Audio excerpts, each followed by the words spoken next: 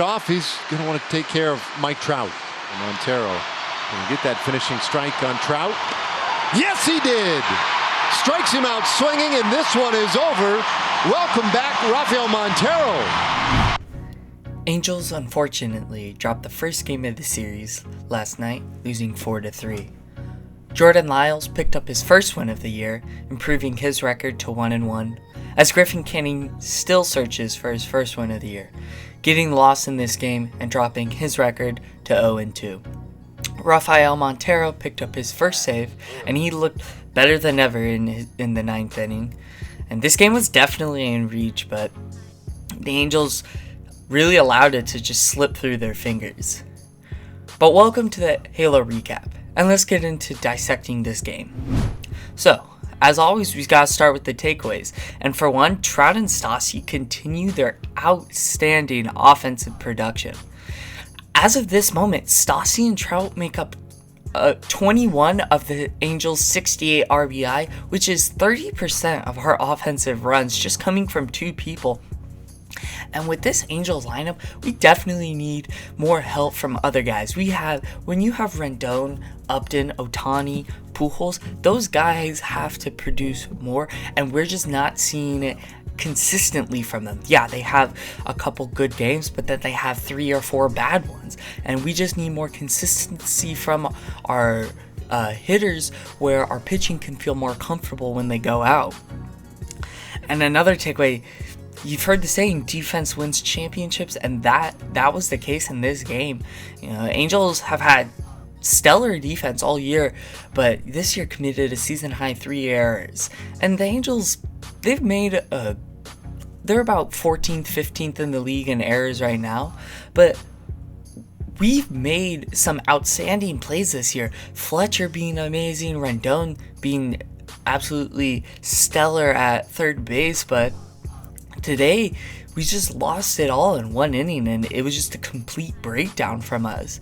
You know, La Stella costing the Angels big time, both in the field and in the plate. You know, baseball, it's a team sport. You win it with 9 guys, or, you know, this entire roster, or you lose it with the entire team. But, you know, I don't want to say La Stella lost it all for the Angels, but he was responsible for all 3 runs that scored in the all 3 runs that the Rangers scored in the fourth, and those 3 runs ended up being the deciding factor for this game.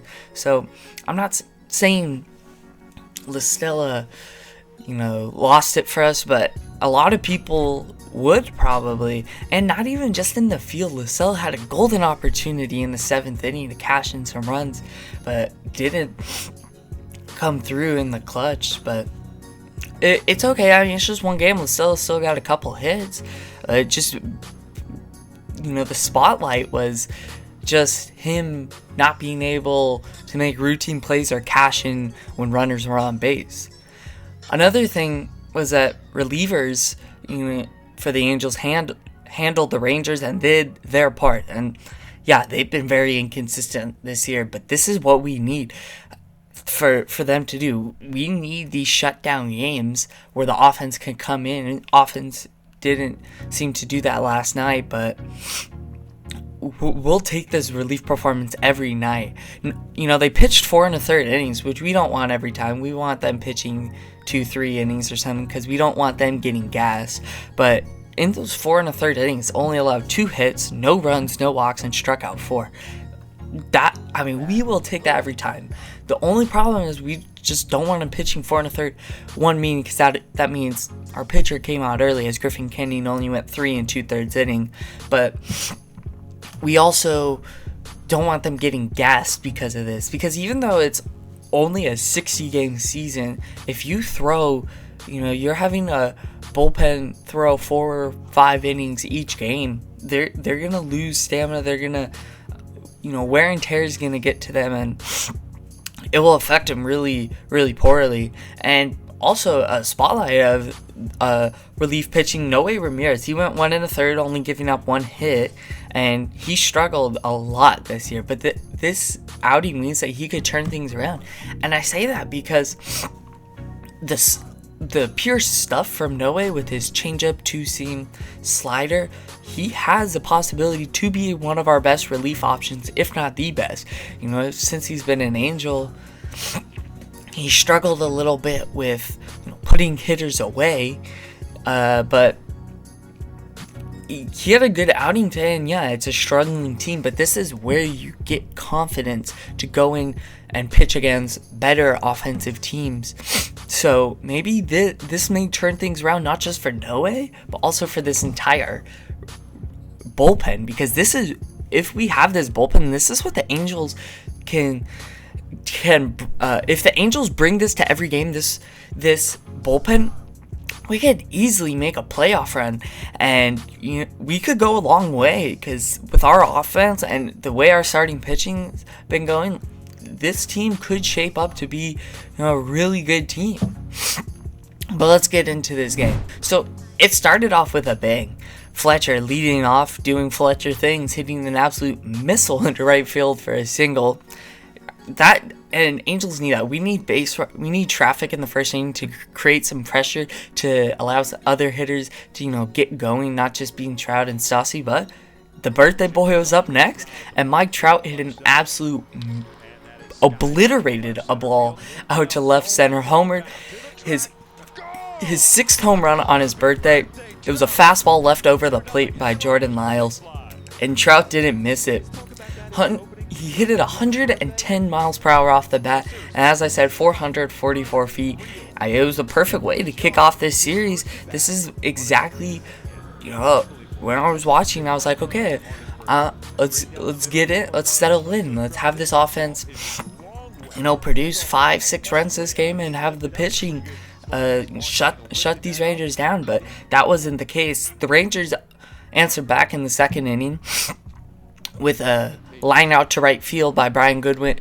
Line out to right field to Brian Goodwin by Robinson Trinos for a sac fly. And from the look of it, Goodwin seemed to have a likelihood to throw out the runner Willie Calhoun at home. But one, he just couldn't get the ball to his hand, and he also tripped.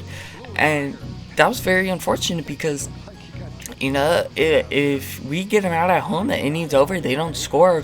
But we don't know if he would have got him, but I do know that there was a significant chance that Calhoun could have been thrown out at home. And Canning seemed to be upset. And I don't think he should be too mad.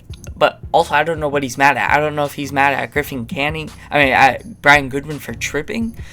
Because if he's mad at the pitch, it was, you know, 8 inches off the plate, and Trinos just went with it. It was a good hit, great pitch to Trinos. He just put a good bat to the ball, and they cut the lead down in half, and Angels are up 2-1. And then the fourth inning is when all the scoring happened. And the top half of the inning, Pujols, 1 out, doubled down the line, and he showed off some speed. You know, he might have been out at second if the Rangers player caught the ball that was thrown from left field, but you never know. But Pujols showed some speed, and that's what Angels have been missing. Pujols used to be a base stealer in the beginning of his career, you know, when he was younger, and he had his surgery over the off season, and now he's for his plantar fasciitis, and now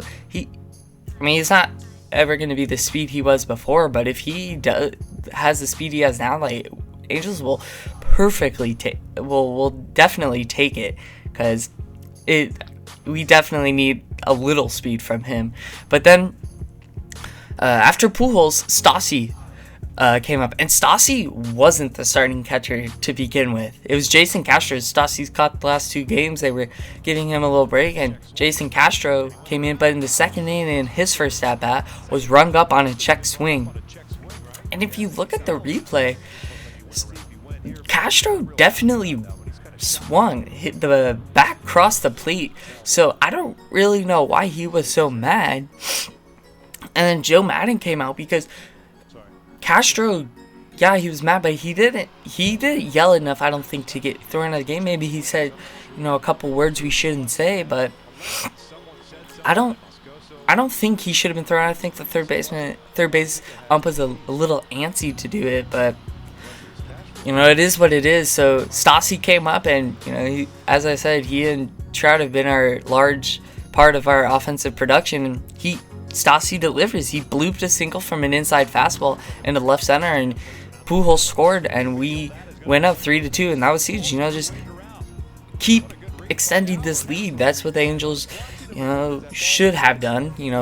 Unfortunately we weren't able to do that, but that's what you want to do when you have a lead. Keep the pressure on and keep scoring, so that your pitching, your bullpen have a larger lead, so that they could feel more comfortable in these situations.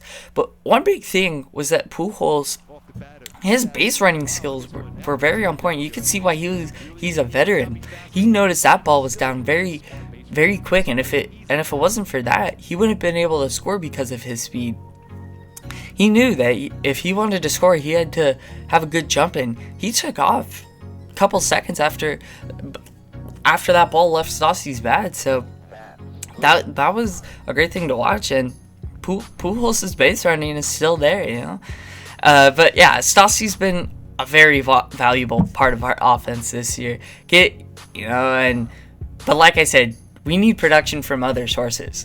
And between Fletcher, Trout, and Stassi, they're hitting a combined .325, which is amazing. Stassi being the highest at .333, tied with Fletcher. But then with the rest of the players who were in the lineup yesterday, they're just sporting a .183 average. Brian Goodwin being the outlier there with a .262, but just with the offense we have, that's just unacceptable. Rendon and Upton, they're hitting like 120, 130 or something. So, and they're some of our best hitters. We need them to do better. We need Ohtani to do better. It's just unbelievable. I mean, they're below the Mendoza 200 line. So, and this is an amazing offense. This is one of the best offense the Angels have had in a very long time. And the fact that we're, besides Trout, Fletcher, and Stassi, we're just hitting 183, that's not going to cut it. For the rest of the year, we need just one person maybe to step up. So, because Fletcher and Trout, they're in the top of the order, and then Stassi's towards the bottom. But then you have that large middle part, and basically the rest, after 1 and 2, just the rest of the bottom without Stassi. I mean, I'm not saying they're automatic outs, but they haven't been producing like we need to. But yeah, nonetheless, we'll continue with this game. So in the bottom half of the fourth inning, that's when the Angels' defense completely fell apart. So we had 1 out with runners on first and second, and Canning got a ground ball, and it was a tailor-made double play ball to Estella, and he boots it, and it caused all runners to be safe, leading to bases loaded. And from the replay of it, maybe Listella was blocked by the umpire because he moved just a little before, and then Listella boots it, maybe, or he took his eyes off, but it was right to him. He was set up, and it just popped out of his glove behind him. So I don't know what the problem was. I don't know if he just missed it because, they're professional players, but all baseball players make mistakes, But I don't know. And then Canning goes on to walk the next batter, and that was an earned run that scored to bring the lead 3-2, cutting the lead in half again. And Canning just lost all his control for the rest of the game. And a couple batters later, Canning attempts a pickoff to second base, but a poor throw over to Fletcher, and goes in the outfield, allowing another earned run to score, tying the game 3-3. And it's an error on Canning, but it's still an unearned run because Angels should have been out of the inning. I don't know why they decide to pick off. It's bases loaded. It's 2 outs. You go after the hitter. I mean, you only do that in this situation, maybe bases loaded, no outs, maybe 1 out because you need an out. But with 2 outs, you just need a ground ball anywhere, or a pop-up, or a strikeout. Maybe Canning was a little... he wasn't believing in himself as much as he, as I said, lost control that inning. But he came out of the game after that, and then in comes he came out of the game after walking the hitter that inning. And then Mike Mayers comes in with another base loaded two-hit situation. And he hits the first batter. And it brings lead to 4-3, which is that's what the score ended on. And out of the 4 runs, only 1 was earned for Canning. He gave up all 4, but only 1 was earned. So yeah, I mean, 2 costly errors by Listella and Canning, but the Canning error wouldn't have happened if Listella's error didn't happen. And I know he's thinking about that tonight.